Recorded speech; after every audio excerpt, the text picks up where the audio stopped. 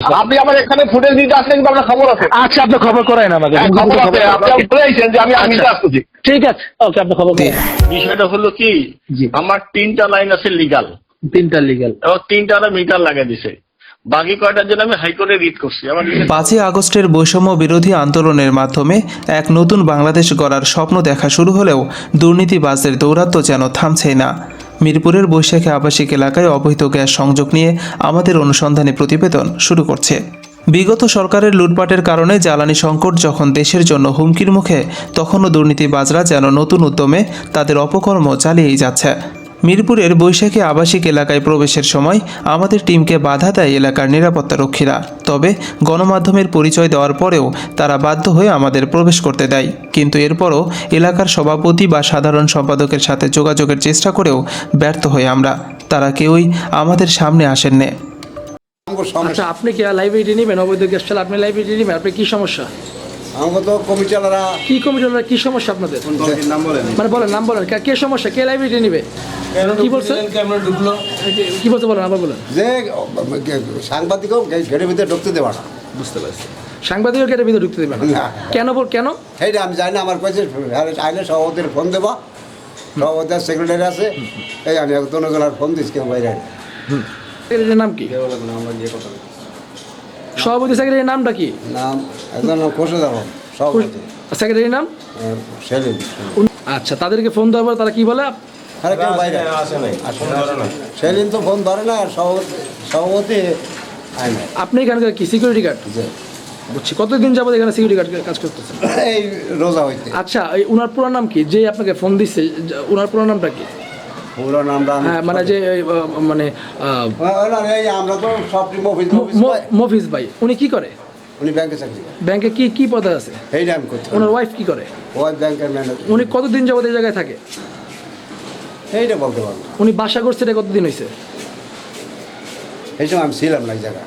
অনুসন্ধানী টিমের দেওয়া তথ্য মতে আমরা জানতে পারি, বৈশাখী এলাকার 445 নম্বর বাসায় বসবাস করেন বাংলাদেশ ব্যাংকের হেড অফিসে কর্মরত মফিজুর রহমান মিঠু।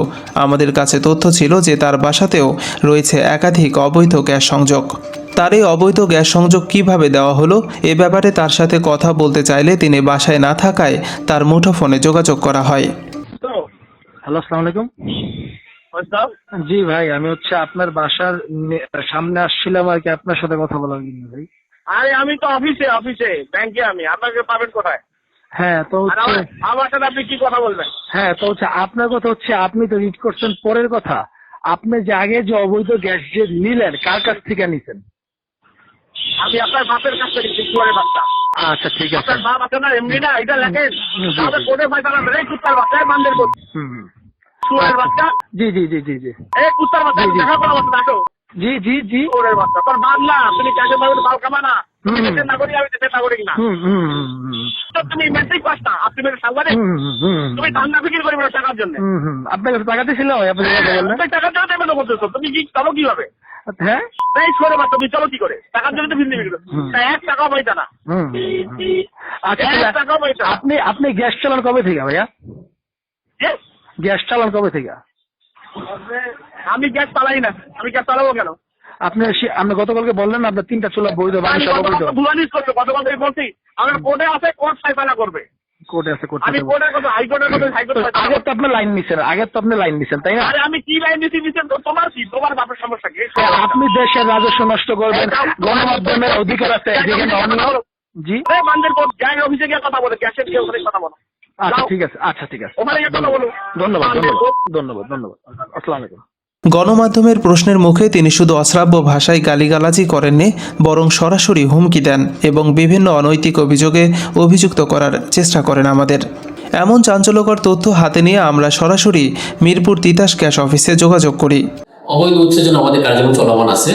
আমরা প্রতি মাসে আমাদের এখান থেকে এখান থেকে বের হয়ে সেগুলো যেগুলো পার্শ্বনাশক বিচ্ছিন্ন করা হয়, এবার ম্যাজিস্ট্রেট পুলিশ ম্যাজিস্ট্রেট দেওয়ার জন্য আমাদের এখানে প্রোগ্রাম গুলো কাজগুলো চলমান আছে। তো আগস্টের পর থেকে পুলিশ আমরা ম্যাজিস্ট্রেট টিম করার জন্য আমরা চাইলে পুলিশ পাওয়া যাচ্ছি না। গত মাসে প্রোগ্রাম করার জন্য আমরা ঠিক করেছিলাম, কিন্তু পুলিশ না করতে পারি নাই। হ্যাঁ, আজকেও আমাদের এই মাসে বোঝানোর জন্য অলরেডি আমরা চিঠি প্রদান করেছি পুলিশ বরাবর, ইভেন ম্যাজিস্ট্রেট আমরা পেয়ে যাবো। হইলে আমরা এই মাসে আমরা অভিযান পরিচালনা করবো। হ্যাঁ, এটা আমাদের একটু যেন অবৈধ থাকবে না, সেটা আমাদের চলমান থাকবে।